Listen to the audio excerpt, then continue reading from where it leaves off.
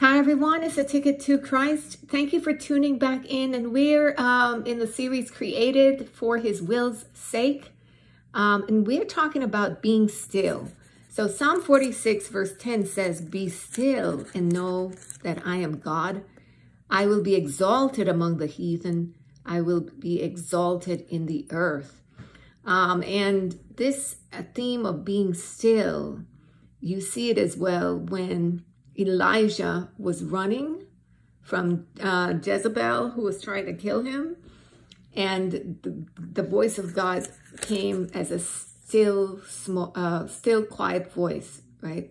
And we see that the power of God moves when we're still in his presence, because only his power, only his presence can sustain his will in us and sustain his righteousness. It's his work in us. Psalm 57 verse 2, I believe, said so, that God fulfills his plan. Is the one who fulfills his plan and purpose for our life.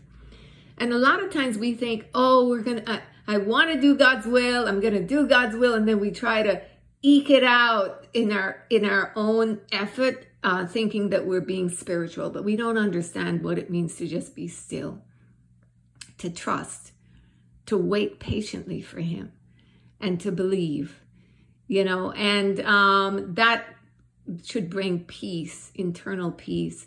When we try to walk out our own righteousness, even when we're saying we're trying to obey, but we end up falling into doing it by our own self-effort, or doing what we know is right, it's good to do and right to do, it will wear you out. You will grow weary, because that is not a sustainable position, because you don't have the power to carry that through eternity. It's not your power that's carrying you. It's the power of God that's to carry you. And so when you come to the end of yourself and you say, Lord, I can't do this, I don't have it, then God is able to say, well, yes, good, because you were never intended to do it. I'm the one who does it by my power, and I'm the one who fulfills my will in you. And you see that when we were looking, I think it was day before yesterday, I think it's the very first series of this series in Revelation 4, when we were looking at the four beasts who were in the throne room of the Lord, of God, and they were just saying, holy, holy, holy, day and night, night and day. And you see what was coming from the throne, just power, the power of God, sustaining them. That's what I got from it. And the power of God is a sustaining power, right? And it's God tells us to do his will, but he doesn't just say, well, do my will, you're on your own, or do my will, hammer it out. He sustains his will in us. And what we need to do is rest in him. Psalm 91 is another good one that talks about, and let's just jump there really quickly to just look at a little piece of it, because it talks about the secret place, resting in that secret place. It says, he that dwelleth in the secret place of the Most High shall abide under the shadow of the Almighty. So that's where you live. You're resting in God. You're being still in God. You're hiding and trusting in him.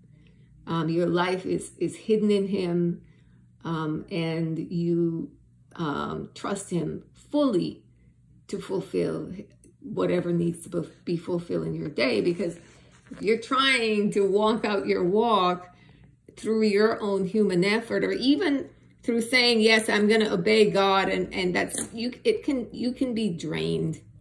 You can be drained, because then all sorts of things are going to go wrong around you.